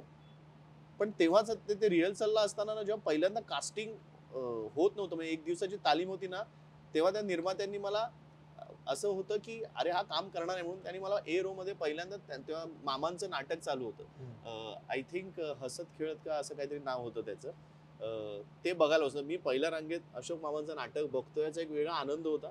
मी नाटक बघितलं, दुसऱ्या दिवशीपासून त्यांनी मला ओळख दाखवणं बंद केली निर्मात्यांनी, कारण हा काय आता काम करणार नाहीये, हा काय एवढा बरा हे नाहीये. तर मला इतकं वाटलं अरे यार, काल यांनी मला एवढं मान देऊन बसवलं आणि आज आता ओळखही दाखवत नाहीये. सो पण मी तेव्हापासून ना कुठेतरी ऑटोमॅटिक ओपन झालं की प्रत्येकाची कामं बघण्याचा मग माझा अप्रोच बदलायला लागला की ते काय पद्धत. मग अशोक मामा, विक्रम काका, ह्यांना लहानपणापासून वेगवेगळे कामं त्यांची बघत आलो, त्यांच्याबरोबर काम जेव्हा केलं तेव्हा, किंवा अरुण नलावडे ज्यांच्याबरोबर मी मालिका केली, तेव्हा तर माझ्याबरोबर अविनाश नारकर, प्रसाद ओक, ही सगळी मंडळी आम्ही वादळवाटमध्ये सगळे होते. सो तेव्हा माझ्यासाठी शिक्षण हे कामच होतं. म्हणजे आभाळमाया, वादळवाट ही मी कामं करायला लागलो. पण मी त्या दिवशी संगीत कुलकर्णी सारखा दिग्दर्शक, त्याचा अप्रोच असा होता की त्यांनी ज्या काही गोष्टी सांगितल्या मला, किंवा तो ज्या पद्धत, तो सगळ्यात पहिलं ऐकलं पाहिजे आपण सगळ्यात आधी, समोरचा काय म्हणतोय ते किंवा काय. आणि तेव्हापासून माझ्या ते फिट बसल्या, कोणी काही माझ्याशी बोलायला तर मी आधी पूर्ण त्याचं ऐकून घेतो, त्याचं काय म्हणणं आहे, न्यूट्रल त्याच्याकडे बघतो आणि मग मला जे काही रिॲक्ट करायचं असेल तर मी करतो. हे मी माणूस म्हणून पण करायला लागलो आणि ऍक्टर म्हणून पण करायला लागलो. सो माझ्या मते मला ह्या सगळ्या प्रवासात जे माझे सहकलाकार भेटले, माझे दिग्दर्शक भेटले, त्यांच्याकडनं मी काही ना काहीतरी शिकत गेलो. आणि त्यांच्याकडनं मला असं वाटलं की एकच त्यातलं खरं आहे की तुम्ही मेहनत करा, तुम्ही काम करा आणि काम करत राहा, आणि रोज हा तुमचा शिक्षणाचा दिवस आहे. एखादं शिक्षण घेऊन तुम्ही ऍक्टर व्हायला आलात म्हणजे तुम्ही शिकून आलात असं होत नाही. ही कुठली डिग्री नाही. ऍक्टरसाठी रोज शाळा असू शकते, रोज तुम्हाला काही ना काहीतरी शिकायला पाहिजे, शिकायला मिळतं. तुम्ही सगळे तुमचे सेन्सेस ओपन ठेवले, पाहणं, ऐकणं आणि ते कुठेतरी इम्प्लिमेंट करणं, ही प्रोसेस कलाकाराची रोज असते चालू. आणि तू जी बऱ्यापैकी कामं करतोस, मला असं वाटतं की तू ज्या पद्धतीची कामं करत आलास ती बऱ्यापैकी थोडीशी एका धाटणीची किंवा चॉकलेट बॉय सारखी किंवा अशी गोड गोड होती. तर तुला असं वाटलं नाही का कधीतरी की ही इमेज आता मला बदलायला हवी अरे खूपदा वाटतं यायला पाहिजे ना मला वाटून काही होत नाही. किंवा विलनिश भूमिका करायला अरे मला पाहिजे. खूप उडी आवडेल रावडी. करायला. मला खूप आवडेल करायला. मी वाट बघतोय अशा भूमिकांची खरं तर. म्हणून म्हणतोय ना, पण काय आता ते परत तेच आहे की आपल्याकडे पटकन एक इमेज म्हणजे पर्सनॅलिटी वाईज अर्थात ते कलाकार म्हणून माझ्यातही कदाचित कमी असेल की मला अजून वेगळ्या भूमिकेत लोक बघतच नसतील. खूप जण दिग्दर्शक मला म्हणतात, माझे जवळचे लोक म्हणतात की यार तुला वेगळ्या रोलमध्ये बघायला आवडेल, तू चांगलं करशील. पण तसं संधी ऑफर पण लागेल. व्हायला पाहिजे, त्या पद्धतीने काम पण त्याच्यावरती करायला पाहिजे. आणि मग मी ऑलवेज रेडी आहे. मला वेगवेगळ्या भूमिका करायला का नाही आवडणार, ग्रे शेडच्या का नाही आवडणार. पण कुठेतरी माझ्या मते ना एक स्टॅम्प लागतो की यार तुम्ही हा, किंवा रादर स्टॅम्प मी असा नेगेटिव्ह शब्द नाही वापरणार. मला असं वाटतंय की जेव्हा लेखक स्क्रिप्ट लिहितो ना तेव्हा तो काहीतरी डोक्यात ठेवून लिहित असेल, तर त्याला जर असा चॉकलेट बॉय सारखं तर त्यांना माझा चेहरा येत असेल तर तो का नाही त्याच्यामुळे तुला देतो. तेच तेच लिहितो तो. आणि मग तेच ऑफर होतं मला. माझ्या मते जर काही असे दिग्दर्शक असतील की ज्यांना नाही ह्याला मला वेगळ्या भूमिकेत बघायला आवडेल, म्हणजे रादर मध्ये एक दोन मंडळी मला पण ती प्रोजेक्टच वर्क नाही झाली किंवा पुढे कंटिन्यू नाही झाली, असं म्हणाले की मला तुला नेगेटिव्ह शेडमध्ये बघायचंय, मी तसा रोल ऑफर करणार. म्हटलं मी ऑलवेज रेडी आहे. सो मला असं वाटत नाही कुठलाही कलाकार असं म्हणत नसेल की मला ह्या पद्धतीचा रोल करायचा नाही, मला एकाच पद्धतीचा रोल करायचा आहे. असं कोणालाही नसतं. प्रत्येकाला वेगवेगळ्या पद्धतीचं रोल करायचे असतं. काय नाटक चालू आहे, सिनेमा चालू आहे, म्हणजे घरचे प्रॉब्लेम्स वेगळे, सो सतत वर्षभर बिझी असणं हे होतं.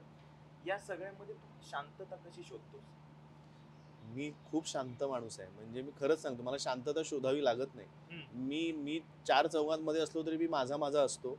मी रमत नाही लोकांमध्ये. रादर मला गर्दीमध्ये मी पार्ट्याच नाही कधी जात नाही. इंडस्ट्रीच्या पार्टींना म्हणजे मी क्वचित कधीतरी दिसेन. मी प्रीमियर्सना जात नाही यासाठी कारण मला मराठी सिनेमा थिएटरमध्ये बघायला आवडतो. तर मी म्हणतो की मी माझ्याकडनं एवढं तर कॉन्ट्रीब्युशन करू शकतो की मी तू जात नाही प्रीमियरला? नाही, अगदी क्वचित मी म्हणजे एक 10-15 जर सिनेमे आले असतील किंवा बोलवलं असतील, मला बोलवायला पण पाहिजे अर्थात असं कसं स्वतःहून जाणार. पण जर बोलवलं असेल तर त्यातल्या एखाद दुसऱ्या चित्रपटांना मी जातो. त्याची काही वेगळी कारणं असू शकतात किंवा अगदीच माझा जवळचा मित्रच आहे आणि त्याची खूप इच्छा आहे की मी ते तेव्हा येऊन बघायलाच पाहिजे आहे, तर मी जातो. पण त्या ह्याच्यावरती काय म्हणतात निगेटिव्ह ह्यानी घ्यायला नको. पण मला जेन्युइनली असं वाटतं की मी तिकीट काढून माझा मराठी सिनेमा पाहायला पाहिजे. माझा प्रेफरन्स पहिला असतो नाटक बघण्याला डेफिनेटली. हो. मला मला जर विचारलं की तो आता मोकळ्या वेळात काय काय करशील, काय बघायला आवडेल, नाटक. तर नाटक पहिला प्रेफरन्स असतो. त्यानंतर मराठी चित्रपट असतो. मग हिंदी सिनेमा असू दे किंवा बाकी इवन हिंदी नाटकं पण असतात, पृथ्वीला नाटकं असतात किंवा काय. सो जसा वेळ प्रेफरन्स वाईज ते असतं. पण मी नाही रमत. एवढं शांत आहेस पहिल्यापासून? हो. मला अजिबात मला प्रश्न पडत नाही. मी घरी जर काही करत बसलो नसेल, म्हणजे प्रिया कम्प्लीट वेगळी आहे त्याच्या.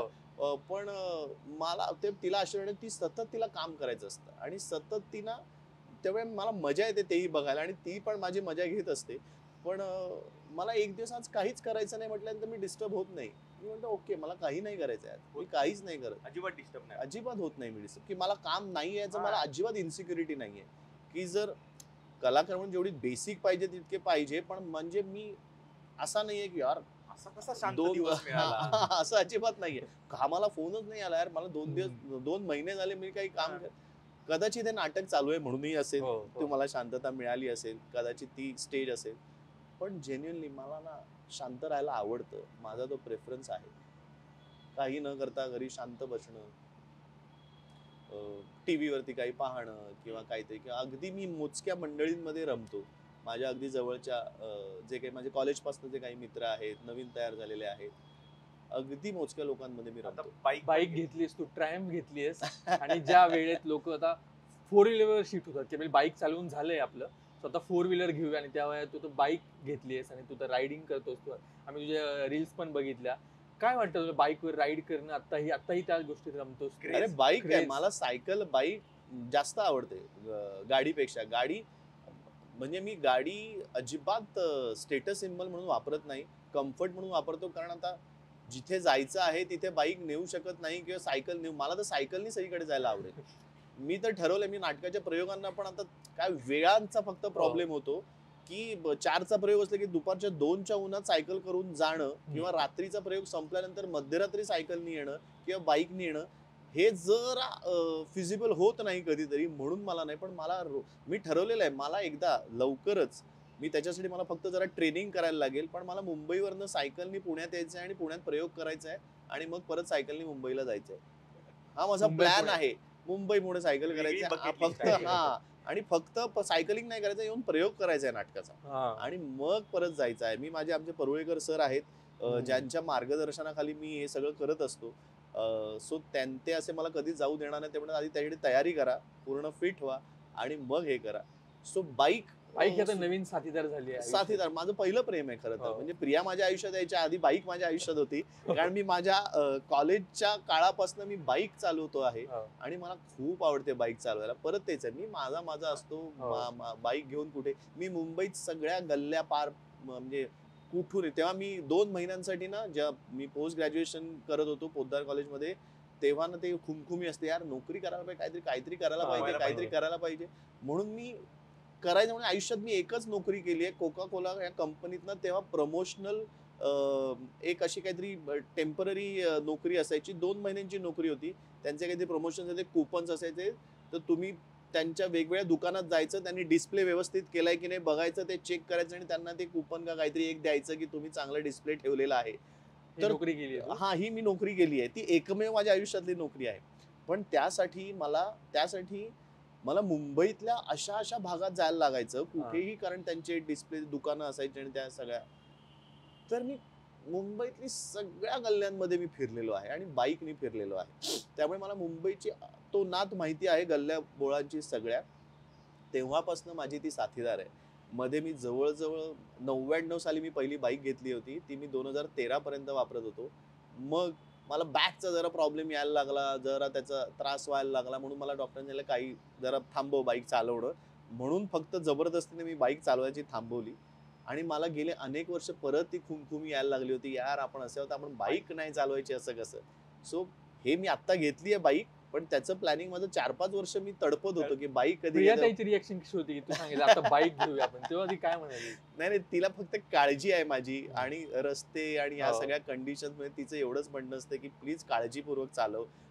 तू चालवण्याबद्दल मला काही नाही. सो जरा तिचं आधी थोडं टेन्शन मध्ये नकारघंटा होती, पण तिला जरा हळूहळू मनवत मला थोडे दिवस मनवायला लागले. लागतंच काय. बनवायला. पण तिला पण का आवडतं, कारण आमचं पहिलं जी काही रिलेशनशिप आमची डेव्हलप झाली ना, ती त्याच बाईक वरती. म्हणजे हो.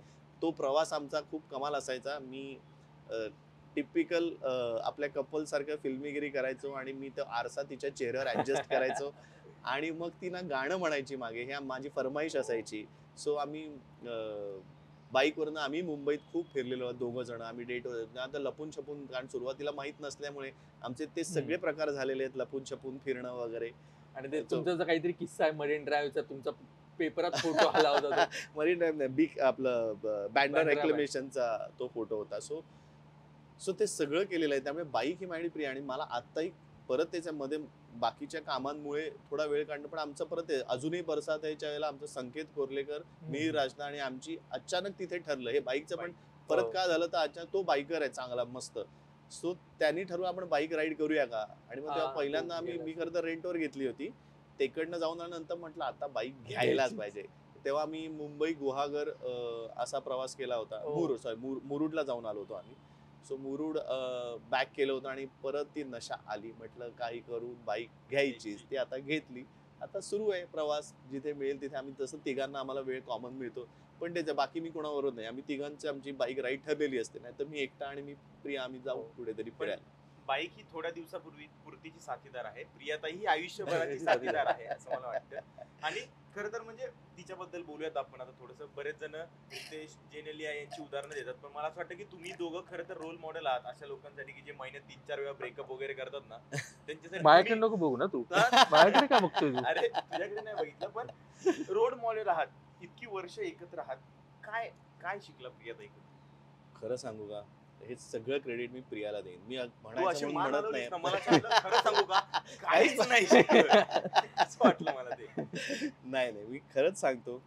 मी आणि हे इंटरव्ह्यू मध्ये म्हणायचं म्हणून म्हणत नाही. आमच्या रिलेशनशिप मधलं जे काही गोडवा, जी काही एनर्जी आहे, ही सगळं क्रेडिट प्रियाला जातं. म्हणजे मला शिकण्यास मी शिकलोय, मी तू म्हणतो आता काढायला लोकांना वाटेल की हा स्वतःच काही केलंय की हा फक्त सगळं शिकूनच तिच्याचकडनं शिकून सगळं ह्याचं चालू आहे. कारण सोशल मीडिया असू दे, शिस्त असू दे घरातली, आळशीपणा कमी करणं असू दे, किंवा तिचं ती ती ती व्हर्सटाईल आहे आणि मी अजिबात व्हर्सटाईल नाहीये. मला एक म्हणजे एकच करायला आवडतं. माझं माझं काम, माझं माझं हे, काय मला जे काही बघायचं असेल ते तेवढंच मी बघतो, मी तेवढंच राहतो माझ्या माझ्या आणि ती कम्प्लीट आवड. म्हणजे बाहेर आम्ही जर म्हणजे मी तिला सोलो ट्रिपसाठी सांगितलं होतं, तू जा सोलो ट्रिप. ती खुश झाली आणि ती 4-5 मित्रमंडळी करून आली तिकडे सुद्धा. मी जर सोलो ट्रिपला जाईन तर माझ्या बाजूला तू बसला असेल तरी मी स्वतःहून तुझ्याशी बोलणार नाही. तू बोललास तर मी तुझ्याशी बोलीन, पण मी स्वतःहून नाही. पण ती स्वतःहून सगळ्यांची ओळख कळेल, मग ती तशी ती मैत्री जपेल सुद्धा. मी माझे जे जुने मित्र आहेत, जे माझे ठरलेले आहेत, त्यांच्याशी मी खूप जपेन, त्याचे काय वाटेल ते झालं तरी. पण माझ्या मते आमच्या रिलेशनशिप मधली एनर्जी ती आहे. तिच्यासारखं मी नाही होऊ शकणार आणि मी म्हणणार पण नाही मला व्हायचं आहे आणि तिने माझ्यासारखं होऊ नये. पण मला सगळ्यात जास्त भावते तिची गोष्ट, ती पाण्यासारखी ट्रान्सपरंट आहे. म्हणजे तिच्या मनात जे आहे ना ते तिच्या चेहऱ्यावर येतं. कधी कधी ते तिला तोटा पण होतो आणि हे मी कधीच करू शकत नाही. मी माझ्या मनात असेल ते चेहऱ्यावर आणूच देणार नाही कधी, की बाबा काय एवढं. पण तिला जर कोणी चुकीचं बोललं किंवा काहीतरी तिला खटकलं, ते तिच्या चेहऱ्यावर इतक्या शार्प येतं. माझं तो थांब थांब थांब थांब थांब थांब थांब, ओके ओके ओके ओके, नको नको नको, रिॲक्ट नको रिॲक्ट नको रिॲक्ट नको, थांब थांब, असं माझं इथे चालू होतं. पण ती आहे, ती खरी आहे. ती डायरेक्ट अपोजिट असल्यानंतर कॉन्फ्लिक्ट नाही होत. अजिबातच होत नाही. म्हणजे जो काही होतो तो मला असं वाटतं माझ्या मते ते अपोजिट अट्रॅक्ट म्हणतात ते हेच असावं. मला असं वाटतंय की ती पण असं म्हणते की यार तू इतका कसा शांत राहू शकतोस, तू इतकं कसं आळशी पण बनवू शकतो, असं ती म्हणते. तू मला सतत असं वाटतं, मी म्हणते तू का इतकी अशी अशी असतेस, तू थांब ना जरा शांत, की आज नाही झाली गोष्ट उद्या होईल, काही टेन्शन घेऊ नकोस. पण ती तिची गंमत आहे मला असं वाटतं. त्यामुळे ती लाईव्ह आमच्या आमच्या रिलेशनशिप मधला लाईव्हलीनेस तो आहे असं मला. सो आता बऱ्यापैकी तरुणांना पडलेला प्रश्न असतो की, आणि तुझा तो तो एक सिनेमा मन होऊन गेलाय की लग्न पाहावे करून. सो लोक खूप विचार करतात की 26-27 वय झालंय आणि आता लग्नाची वेळ आहे की नाही. घरचे एक त्यांना सांगायचं लग्न करून घे, पण ते असं म्हणतात की नाही, मला लग्न नाही करायचं इतक्या लवकर, मला अजून काम करायचं, एक्सप्लोर करायचंय, इतक्या लवकर लग्न लग्न नाही करायचं. किंवा गजबीर दादाचं वाक्य होतं की लग्न केल्यानंतर तुम्हाला एक स्टॅबिलिटी. सो ती वेळ काय असते, तुझं काय आहे ते, तुझं त्याबद्दल सायकोलॉजी काय आहे, की ती काय वेळ असते की कधी लग्न हे करावं बघ, आणि कधी माझ्या ठरवावं? सुदैवाने मला प्रिया मिळाली, हो. त्यामुळे माझं बरं चाललंय. मला काही प्रॉब्लेम नाही. पण मी लोकांना अजिबात उपदेश देणार नाही की तुम्ही लग्न करा किंवा करू नका. माझ्या असे जवळचे अनेक मी बघितले आहेत की लग्न करून त्यांचं आयुष्य बर्बाद झालेलं आहे. पण असेही अनेक बघितलेले आहेत की लग्न करून ते खूप सुखी आहेत. माझ्या मते हा ना खूप इंडिव्हिज्युअल हे आहे. असं काही नसतं लग्न करून सेटल होतो. सॉरी, Mentally काश्मीरला settle. काही मला हे करायचं नाहीये. Mentally stable. असं होतं का? असं काही नसतं. नसतं ना. भांडणं होत असतील तर हो. इतकी इन्स्टेबल असतो आपण की त्याच्यावर काही इन्स्टेबल आपण कधीच नसतो जेव्हा भांडणं होत असतात. आणि मी असं अजिबात नाही की मी माझ्यात आणि प्रियात भांडणं होत नाहीत. कडाक्याची भांडणं होतात आमच्यात. पण जसं मी म्हटलं तसं आता थोडंसं बदललंय. पण आधी पण जेव्हा कडाक्याची भांडणं व्हायची ती जास्त माझ्यावरती जरी किती रागवली तरी पहिल्यांदा सॉरी म्हणायला तीच यायची. तीच जवळ यायची आणि तिला ते आवडायचंच नाही की अबोला धरलंय. आणि मी असं आहे की मला वेळ दे. कट मास, मला आता काही बोलू नकोस. तू बोललं की अजून ते वाढणार. त्याच्यापेक्षा थांब जरा, उद्या बोलू आपण, आता नको. पण तिचं असं नाही, आता सॉल्व्ह कर आणि शांत हो. तर मला आता काय शांत व्हायचंय, मला वेळ हवा आहे शांत व्हायला. सो मला वेळ दे. सो पण जेव्हा भांडण होतं ते इतके इनस्टेबल असतो. त्यामुळे माझ्या ते हे इंडिव्हिज्युअल आहे आणि असं काही नाही की स्टेबल होतं किंवा काय. एकटाही माणूस स्टेबल असतो एकदम. आणि ना प्रत्येक वेळेला आपल्याला ऑलवेज दुरून डोंगर साजरे वाटतात. आपण जर लग्न केलेलं असतं तर आपल्याला असं वाटतं की यार एकटा असता तर काय मजा करतोय यार. पण एकट्याला हे माहिती असतं की यार नाही यार, एकट्यात मजा नाही यार, कोणीतरी पाहिजे एक साथीदार. हे ऑलवेज असतं. तुम्ही तुमचं ठरवायचं असतं. त्यामुळे मी अजिबात उपदेश द्यायला जात नाही कोणाला. उपदेश नको, एखादी अशी गोष्ट सांग की जी नातं टिकून ठेवते जनरल सगळ्यांसाठी. एक नाही, खूप गोष्टी लागतात. अशी एक गोष्ट नसते. एक गोष्ट असली की सगळं नातं टिकून जातं असं काही नसतं. एक तर तो आज नात्यामध्ये speechच ना- घ्यायला बसलाय हा? मी आज रात्री जाऊन तिला सांगणार आहे तो की असं असतं बघ उमेश दादा हे बोललाय मला तू असं कर आपण असं करूया.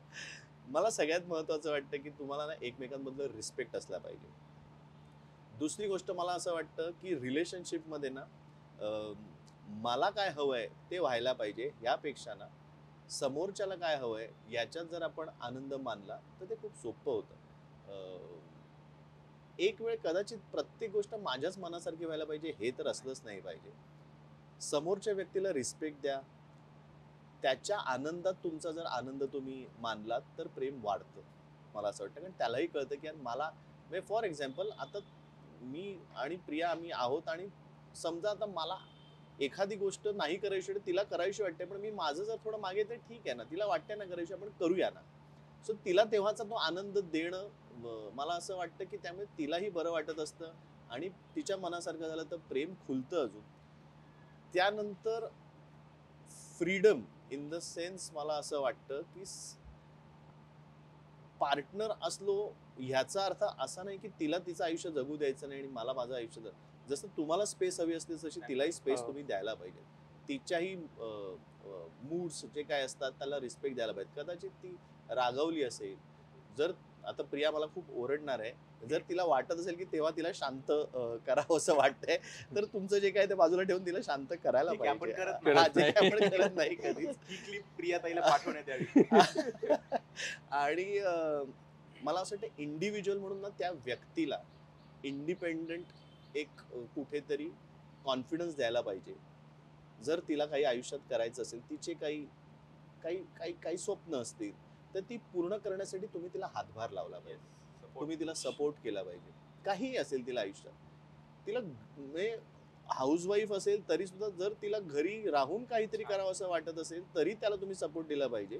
किंवा तिला घराच्या बाहेर पडून काय कुठल्या पोस्टवरती किंवा काही अभ्यास करायचा असेल किंवा काही फिरायचं असेल किंवा काही काहीतरी शिकायचं असेल जेणेकरून तिला तिच्या पर्सनॅलिटीमध्ये काहीतरी वाढ होणार आहे किंवा आनंद मिळणार आहे तर तुम्ही ऑलवेज त्याला सपोर्ट केलं पाहिजे आणि तिला तिची इंडिव्हिज्युअल पर्सनॅलिटी डेव्हलप करायला तुम्ही मदत केली पाहिजे. हो.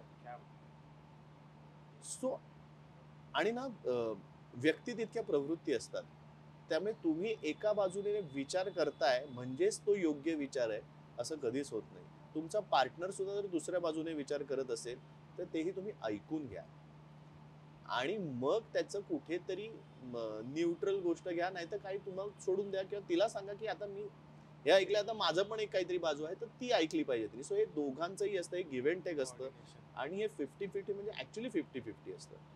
सो माझ्यामध्ये ऐका जरा माझ्या ते मी सांगू का माझं पर्सनल अनुभव सांगतो. मुलींना छोट्या छोट्या गोष्टी तुम्ही त्यांच्या गोष्टी ऐकल्यात ना की सुद्धा खूप बरं वाटतं त्यांना. त्यांना थोडं पॅम्पर करायला हवं, त्यांच्याकडे लक्ष द्यायला हवं, त्यांना हवं तेव्हा त्यांच्याकडे लक्ष द्यायला हवं आणि जर तुम्हाला देता येत नसेल तरी मला असं वाटतंय की कम्युनिकेट करायला हवं. तुमची जी काही नाराजी असेल, तुमच्या काही अपेक्षा असतील त्या तुम्ही सांगायला पाहिजे. त्यातल्या अर्ध्या गोष्टी मी करत नाही पण मी तुला सांगतो माझा अनुभव म्हणून सांगतोय. की करा हा, तुम्ही करा. नाही करा. मी माझा अनुभव म्हणजे ती भांडणं कमी होतील होतील. जी आमच्या जर होत असतील तर ती अजून कमी होतील. पण आय थिंक एखाद्या वयात जर आपलं लग्न झालं ना 25व्या वर्षी असेल, 26व्या वर्षी, 30व्या वर्षी असेल, 20व्या वर्षी प्रत्येक जण ना आपापलं त्या पर्यंतचं आयुष्य जगलेलं असतं आणि त्यानंतर तुम्ही जेव्हा पुढे एकत्र राहता तेव्हा तुम्ही एक नवीन तुमच्यात सुद्धा बदल होत असतात. सो ते बदलही तुम्ही ऍक्सेप्ट केले पाहिजेत की व्यक्ती म्हणूनही बदल होत असतो. एक व्यक्ती तशीच्या तशी राहत नाही. चांगल्या गोष्टी तुम्ही एवढंच बघा की त्यांना पॉझिटिव्ह त्यांच्यात कसे बदल होतील याच्यासाठी मदत करा. जर त्यांच्यात काही नेगेटिव्ह असतील तर त्यांना सांगून ते कमी करण्यासाठी प्रयत्न करा. पण अदरवाईज तुम्ही एकत्र ग्रो व्हा असं मला वाटतं. हो. पण इंडिपेंडेंटलीच ग्रो व्हा. तुमच्यातही काहीतरी 4 गोष्टी चांगल्या होऊ देत, त्यांच्यातही 4 गोष्टी चांगल्या होऊ देत. सो इंडिपेंडेंट तुम्ही पर्सनॅलिटीज डेव्हलप करत दोघांनी आयुष्य जगा एवढंच माझं म्हणणं. क्या बात आहे. अशी एक गोष्ट विचारली तुम्ही खूप बोललो रे. सांगितलं. म्हणून आवडत नाही मला जास्त बोलायला. बरंच काही घेण्यासारखे म्हणजे महाराष्ट्रातल्या तमाम लोकांसाठीचा हा काय रिलेशनशिप त्याच्याबद्दलच एक आपण वेगळा पॉडकास्ट होऊ शकतो. येस पण हे इतक्या वर्षाचा अनुभव आहे. आहेच आहे. पण जेवढा तू रिलेशनशिप वरती मेहनत घेतोस, कॅरेक्टर वरती मेहनत घेतोस, तेवढीच तू तुझ्या फिटनेस वरती पण मेहनत घेताना दिसतोय. पोट झाकलं गेलेलं आता. आता म्हणून मी लूज थोडं वाढलंय पोट आज त्यामुळे जरा लूज कपडे घातले. पण तू बऱ्यापैकी फिटनेस वरती लक्ष देतोस. काय तुझं फिटनेस फंडा?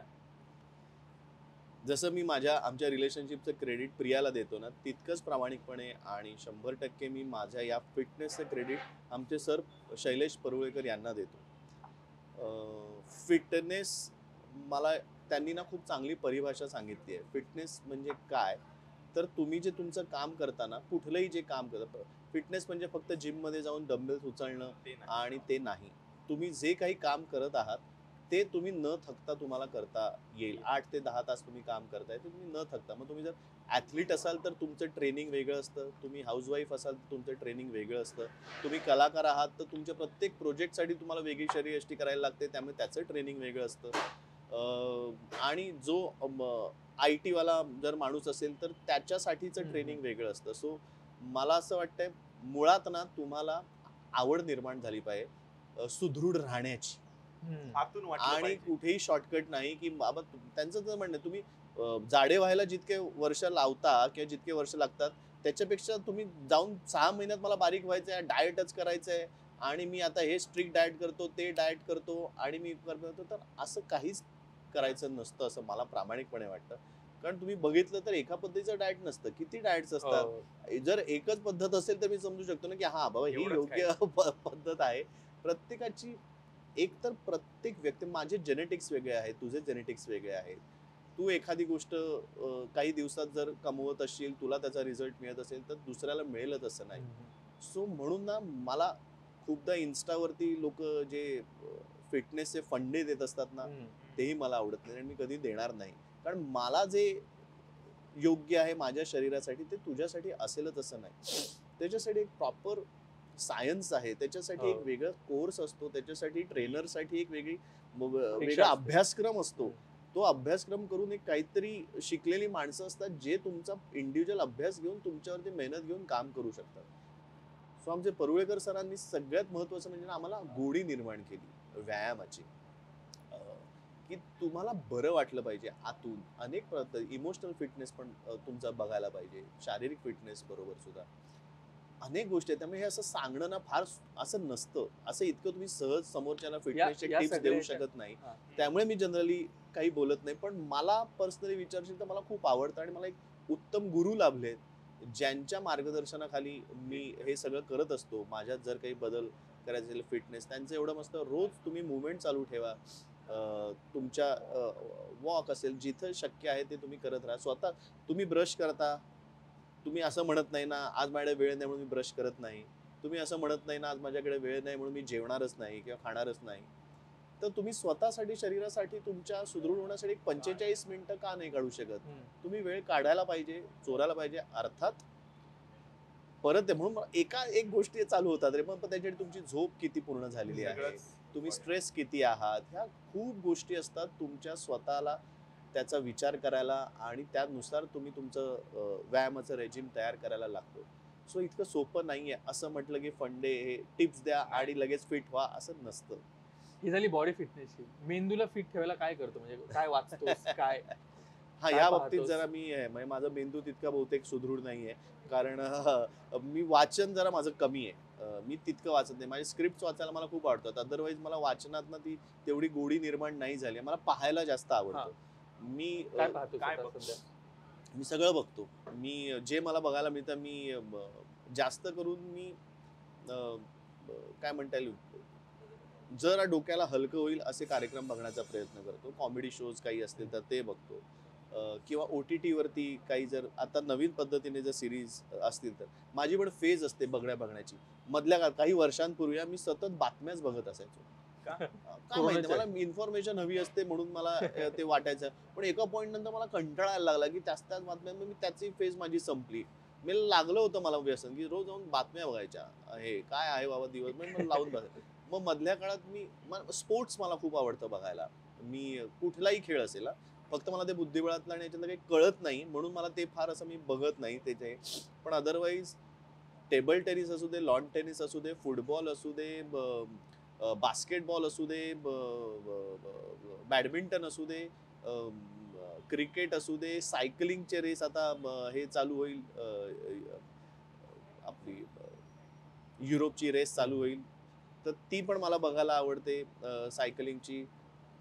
फक्त मला गोल्फ मधलं काही कळत नाही, त्यामुळे ते मी बघत नाही. मला उगाच मला टीव्ही लावून बघण्यात काही अर्थ नाही, पण मला त्यातलं कळत नाही, त्यामुळे मला मजा येत नाही बघायला. पण बाकी मला बऱ्यापैकी म्हणजे स्विमिंगच्या सुद्धा ज्या ऑलिम्पिकच्या स्पर्धा पण मला बघायला आवडतात. सो स्पोर्ट्स मला बऱ्यापैकी बघायला आवडतं, मॅचेस ज्या काही चालू असतील त्या. आणि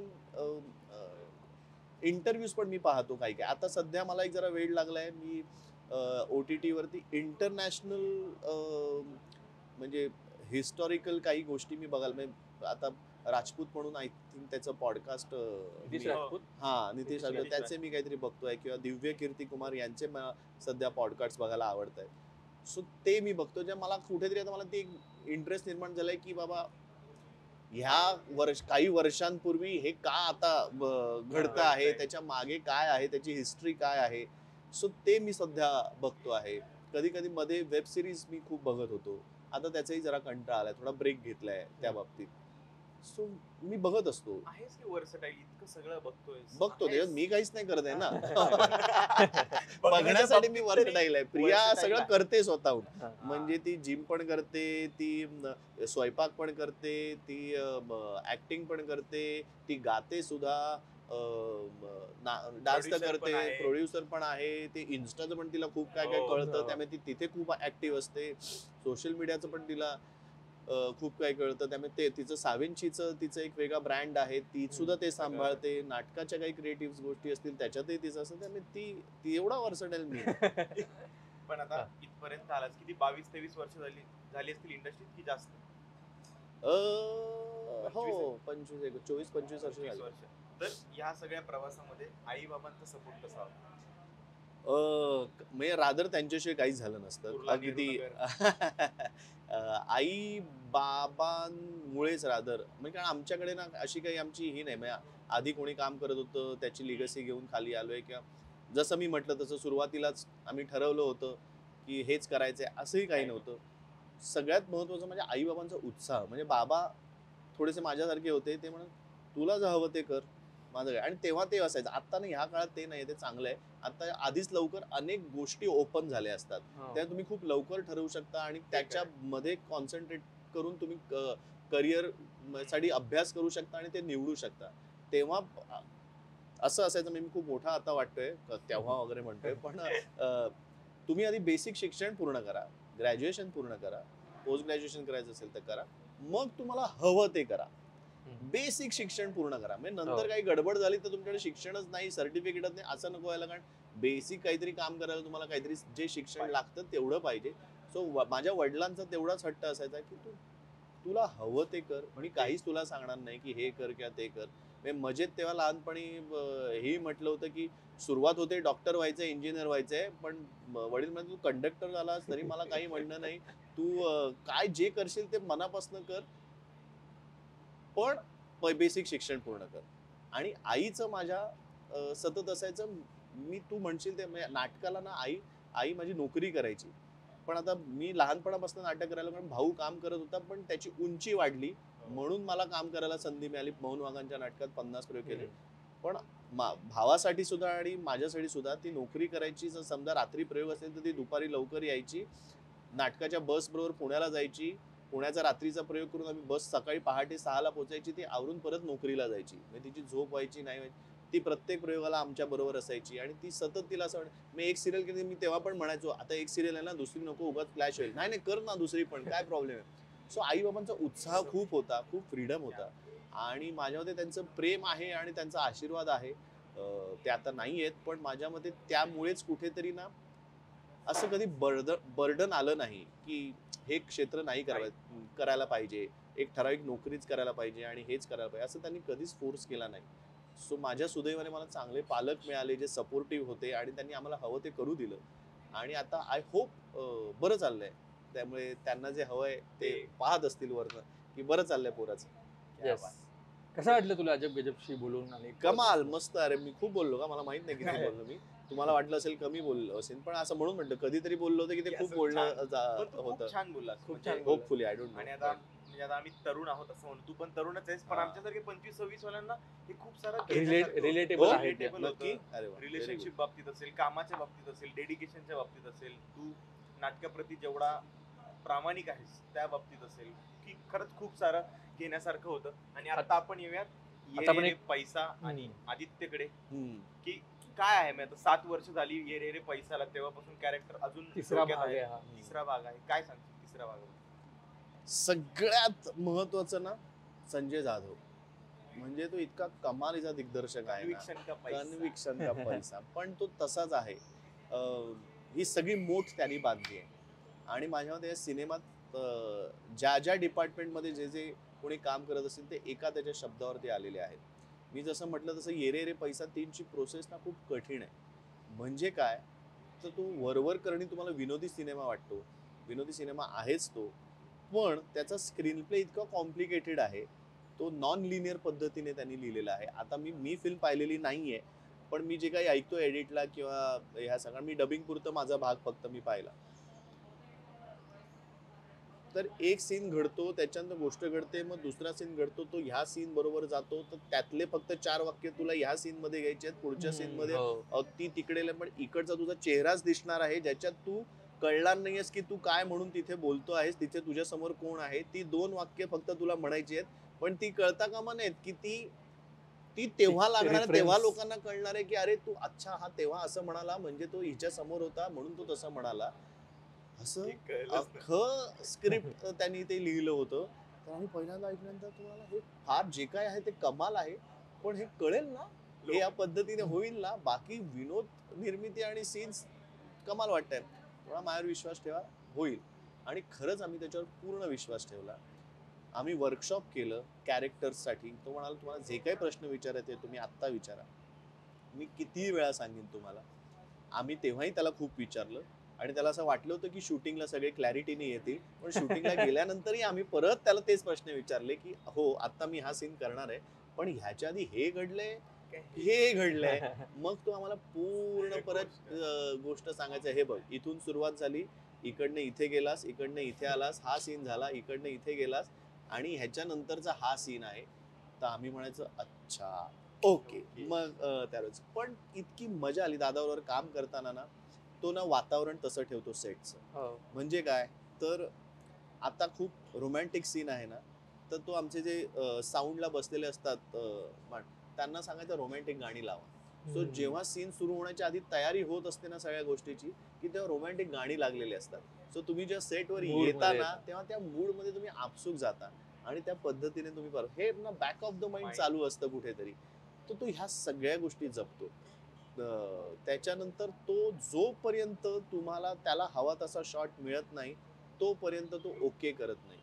पण त्याला हवा तसा जर शॉट मिळाला तर तो लगेच सगळ्यांना टाळ्या वाजवायला लावतो. हो. आणि मग एका पॉइंट आम्हाला वाटलं की हा टाळ्या वाजवायला लागतो, आम्हाला बरं वाटावं म्हणून वाटतंय की खरंच त्याला हवंय म्हणून झालंय. पण ह्याची खूप त्याच्याबरोबर काम करण्याची ना एक वेगळी मजा आहे. तो सगळं म्हणजे खरंच फिल्म शूट, म्हणजे आपण जे लहानपणापासून जे ग्लॅमर बघितलं ना सिनेमांमध्ये, ते त्याच्या सिनेमात काम करताना जाणवतं की यार असं पद्धतीने काम पण व्हायला पाहिजे, सिनेमा दिसायला पण पाहिजे आणि आपणही दिसायला पाहिजे. मग मग त्यांनी आदित्यसाठी, आता जसे कॅरेक्टर 1 मध्ये होतं आदित्य तेच कॅरेक्टर आहे, तोच स्ट्रगलर ऍक्टर आहे. तर मला सोपं गेलं काम करायला. तो आणि जो वाक्य विसरतो सतत आणि त्याचा पोपट होत असतो सतत. वाक्य विसरतो, पोपट होतो, त्याला काढून टाकतात. पण त्याला वाटत असतं तो सॉलिड ऍक्टर आहे हो. आणि त्याला वाटतं की तो कुठलंही काम करू शकतो आणि तो प्रत्येक वेळेला माती खात असतो आणि तेव्हा पैशांची गडबड होते. ती काय होते ते 18 जुलैला तुम्हाला हो. थिएटरमध्ये पाहायला मिळेल. पण त्याच्या युनिट, संजय दादाच्या युनिट मधला प्रत्येक माणूस जितकं जीव तोडून काम करतो आणि चांगलं कलाकृती करण्यासाठी काम करतो, त्याला तोड नाही.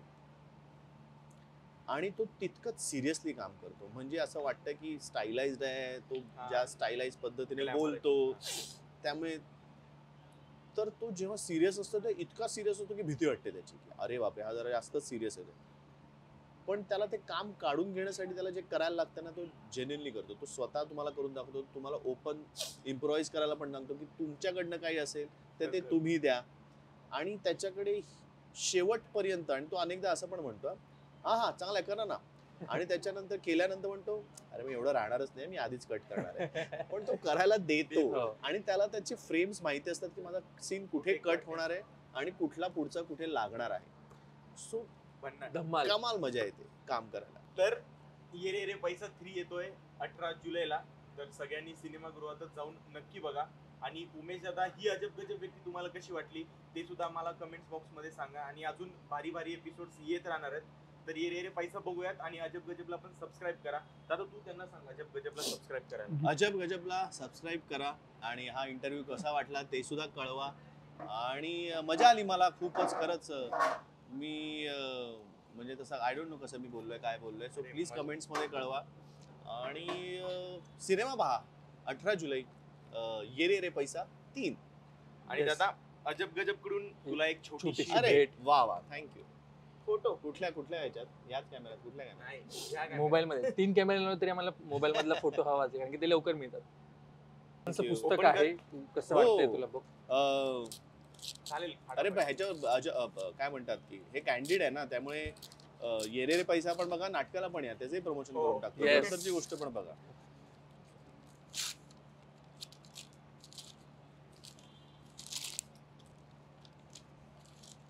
ओ अमोल पालेकर वा वा वा वा वा.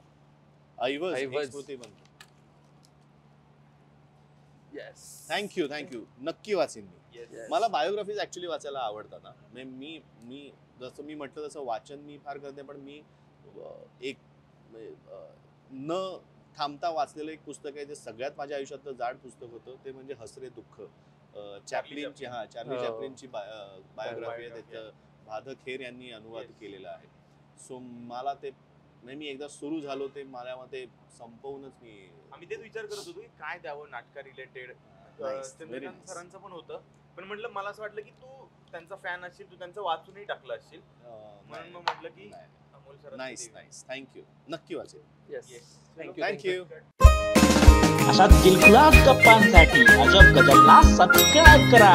लाईक शेअर आणि कमेंट नक्की करा.